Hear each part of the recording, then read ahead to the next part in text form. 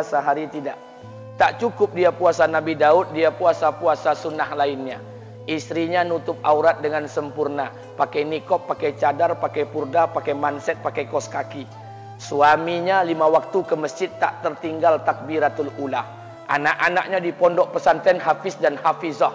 Tiap pagi berinfak, tak pernah menggunjing orang. Quran terjaga, aurat terjaga, tahajud terjaga, 5 waktu terjaga, duha terjaga, Quran terjaga, puasa terjaga. Sempurna satu keluarga nih, amalnya. Tapi sudah 8 tahun dia tak tengok ayah ibunya. Sudah bertahun-tahun dia tak nyapa kedua orang tuanya. Sudah bertahun-tahun dia tak berhubungan baik dengan ayah ibunya. Sudah berminggu-minggu dia berkelahi dengan ayah ibunya. Sudah berhari-hari dia bermusuhan dengan kedua orang tuanya. Maka anak seperti ini, seluruh amal yang mereka kerjakan tertolak di sisi Allah Subhanahu wa taala, tidak akan diterima Allah. Sebaliknya, kalau ada di antara kita hari ini yang pandai melayani ayah ibunya, tidak ada uang ayah ibu dia kasih uang, tak ada rumah ayah ibu dia buatkan rumah, sakit ayah ibu dia bawa ke rumah sakit, dirawat ayah ibunya dia jaga, kotoran ayah ibunya dia bersihkan pakai tangannya sendiri. Ada di antara kita hari ini yang membersihkan kotoran ayah ibunya lebih dia nikmati daripada makanan yang ia sukai. Begitu luar biasanya dia melayani ayah ibunya. Tapi dia tinggalkan solat, dia injak-injak perintah Allah, dia tinggalkan perintah Allah dengan mutlak. Maka kebaikan satu orang anak ini kepada ayah ibunya seluruhnya tidak diterima Allah Subhanahu wa taala. Atau jangan-jangan inilah yang menjadi penyebab amal kita tak diterima Allah. Atau jangan-jangan inilah yang menjadi penyebab amal kita tertolak di sisi Allah. Kita solat juga, kita sujud juga, kita puasa juga, kita ngaji juga, kita dengarkan ceramah juga. Maka oleh karena itu, Pak, Bu, ayah kita tuh tinggal di kampung, ayah ibu tinggal di kampung sana. Terkadang ayah ibu kita tak sekolah, SD, SMP, SMA tak tamat. Dia sekolahkan kita SD, SMP, SMA, S1, S2, S3 dengan harapan hidup kita lebih baik daripada keadaan dia sekarang. Tapi apa yang membuat kita jarang untuk menjenguk mereka? Saya ingin sampaikan buat kita bersama. Ayah ibu kita tak tahu kita ni eselon 1, eselon 2, Pak. Ayah ibu kita tak tahu pangkat PNS kita 3A, 3B, 3C, 3D, 4A, 4B, 4C, 4D. Ayah ibu kita tak tahu kita ni public figure. Ayah ibu kita tak tahu dan tak mau tahu. Yang dia tahu kita ni anaknya. Ayah ibu kita tak tahu kita punya sawit berapa. Ayah ibu kita tak butuh mobil kita. Dia tak butuh rumah kita. Tapi yang dia butuhkan kita. Apa yang membuat kita jarang untuk menjenguk mereka? Tahun 2016 di Masjid Damai Langgeng, saya diundang ceramah di sana. Habis pulang ceramah, saya baca WA SMS. Ada seorang ustaz Pekanbaru kirimkan WA dengan saya. Saya baca 2 kali, air mata saya menetes. Kenapa? Karena WA itu berisi cerita satu orang ibu sedang menelpon anaknya. Ibunya nelpon anaknya. Assalamualaikum nak. Waalaikumsalam, kata anaknya. Kata ibunya, nak, sudah 1 bulan kau tak tengok ibu. Apa yang membuat kau berhalangan nak? Apakah kau sibuk dengan pekerjaan? Minggu yang kedua ibunya telepon lagi. Assalamualaikum nak. Kata anaknya, waalaikumsalam. Kata ibunya, nak, ibu dapat kabar apa engkau baru beli mobil baru. Apa betul nak? Kata anaknya, betul bu.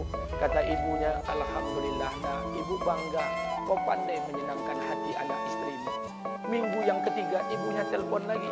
Assalamualaikum nak. Kata anaknya, waalaikumsalam. Kata ibunya, nak, ibu dapat kabar bahwa engkau baru beli rumah baru. Apa betul nak? Kata anaknya, betul bu. Kata ibunya, alhamdulillah nak, ibu senang kau bertanggung jawab dengan anak istri. Minggu yang keempat ibunya telepon lagi. Assalamualaikum nak. Waalaikumsalam. Kata ibunya, nak, tadi ibu pergi ke pasar, ibu jumpa temanmu di pasar. Kata temanmu di pasar, temanmu banyak bercerita tentang kamu. Kata temanmu tadi, kamu baru beli anak anjing seharga 40 juta dari Belanda. Apa betul nak?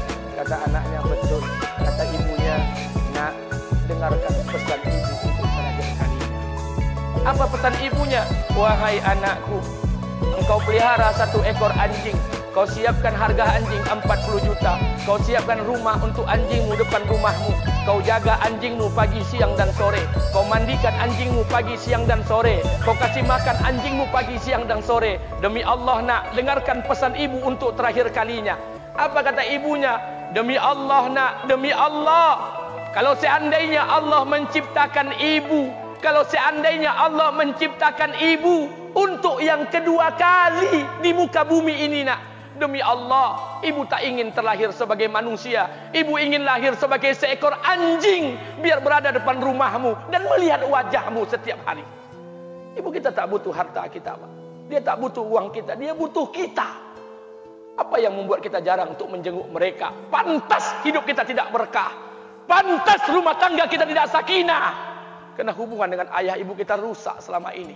Masih ada kesempatan, masih. Yang jauh telepon, yang dekat kunjungi mereka. Demi Allah, kita butuh keberkahan doa mereka. Yang sudah meninggal, ziarahi kuburnya dan doakan mereka. Imam As-Syafi'i berkata, apa kata Imam As-Syafi'i? Manusia zalim, manusia bodoh, kalian tak tahu apabila ayah dan ibu kalian mengangkat tangan di malam hari, dia berdoa kepada Allah untuk anaknya. Doanya cuma sekali, malamnya cuma sekali, hanya sekali saja doanya. Apa kata Imam Syafi'i? Sekali doa ayah dan ibu kalian sudah cukup bagi Allah untuk menjadikan kalian anaknya berkah dunia akhirat. Hari ini berapa banyak doa ayah dan ibu kita, tapi tidak ada keberkahan buat anak mereka. Kenapa? Hati mereka tersakiti. Maka pulang, Pak, cari mak bapak kita. Kita punya rumah hari ini, Bu, kita punya rumah, punya harta, punya uang, punya pekerjaan, punya kekayaan, punya sawit. Kita jadi orang hari ini jadi pegawai bukan kena sarjana kita, Pak. Kita jadi orang hari ini bukan kena otak kita. Kita jadi orang hari ini bukan kena kepintaran kita. Kita jadi orang hari ini jangan-jangan kena keberkahan doa ayah dan ibu kita yang tak pandai tulis baca di kampung sana. Cari mak bapak kita, Pak. Demi Allah, kita butuh keberkahan doa mereka. Apa guna di kehidupan dunia sementara Allah tidak ridho dengan kehidupan kita? Pantas amal kita tertolak di sisi Allah. Maka pulang ke rumah cari mak dan bapak kita yang masih hidup, duduk bersama mereka. Kalau seandainya kita tak bisa membahagiakan mereka, jangan pernah menyusahkan mereka. Kalau seandainya kita tak bisa membuat mereka tertawa, jangan pernah membuat mereka menangis. Demi Allah, kita hanya punya satu ayah kandung. Kita hanya punya satu ibu kandung. Tidak akan ada ayah kandung yang kedua. Tidak akan ada ibu kandung yang kedua. Harta kita cuma satu. Ayah kita cuma satu. Ibu banyak bercerita tentang kamu. Kata temanmu tadi, kamu baru beli anak anjing seharga 40 juta dari negeri Belanda. Apa betul, nak? Kata anaknya, betul. Kata ibunya, nak, dengarkan pesan ibu untuk terakhir kalinya. Apa pesan ibunya? Wahai anakku, engkau pelihara satu ekor anjing. Kau siapkan harga anjing 40 juta. Kau siapkan rumah untuk anjingmu depan rumahmu. Kau jaga anjingmu pagi, siang dan sore. Kau mandikan anjingmu pagi, siang dan sore. Kau kasih makan anjingmu pagi, siang dan sore. Demi Allah, nak, dengarkan pesan ibu untuk terakhir kalinya. Apa kata ibunya? Demi Allah, nak, demi Allah. Kalau seandainya Allah menciptakan ibu, kalau seandainya Allah menciptakan ibu untuk yang kedua kali di muka bumi ini, nak, demi Allah, ibu tak ingin terlahir sebagai manusia. Ibu ingin lahir sebagai seekor anjing biar berada depan rumahmu dan melihat wajahmu setiap hari. Ibu kita tak butuh harta kita, Pak. Dia tak butuh uang kita, dia butuh kita. Apa yang membuat kita jarang untuk menjenguk mereka? Pantas hidup kita tidak berkah. Pantas rumah tangga kita tidak sakinah. Karena hubungan dengan ayah ibu kita rusak selama ini. Masih ada kesempatan, masih. Yang jauh telepon, yang dekat kunjungi mereka. Demi Allah, kita butuh keberkahan doa mereka. Yang sudah meninggal, ziarahi kuburnya dan doakan mereka. Imam As-Syafi'i berkata, apa kata Imam As-Syafi'i? Manusia zalim, manusia bodoh, kalian tak tahu apabila ayah dan ibu kalian mengangkat tangan di malam hari, dia berdoa kepada Allah untuk anaknya. Doanya cuma sekali, malamnya cuma sekali, hanya sekali saja doanya. Apa kata Imam Syafi'i? Sekali doa ayah dan ibu kalian sudah cukup bagi Allah untuk menjadikan kalian anaknya berkah dunia akhirat. Hari ini berapa banyak doa ayah dan ibu kita, tapi tidak ada keberkahan buat anak mereka. Kenapa? Hati mereka tersakiti. Maka pulang, Pak, cari mak bapak kita. Kita punya rumah hari ini, Bu, kita punya rumah, punya harta, punya uang, punya pekerjaan, punya kekayaan, punya sawit. Kita jadi orang hari ini jadi pegawai bukan kena sarjana kita, Pak. Kita jadi orang hari ini bukan kena otak kita. Kita jadi orang hari ini bukan kena kepintaran kita. kita jadi orang hari ini, jangan-jangan kena keberkahan doa ayah dan ibu kita yang tak pandai tulis baca di kampung sana. Cari mak bapak kita, Pak. Demi Allah, kita butuh keberkahan doa mereka.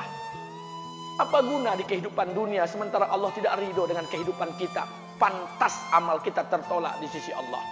Maka pulang ke rumah cari mak dan bapak kita yang masih hidup, duduk bersama mereka. Kalau seandainya kita tak bisa membahagiakan mereka, jangan pernah menyusahkan mereka.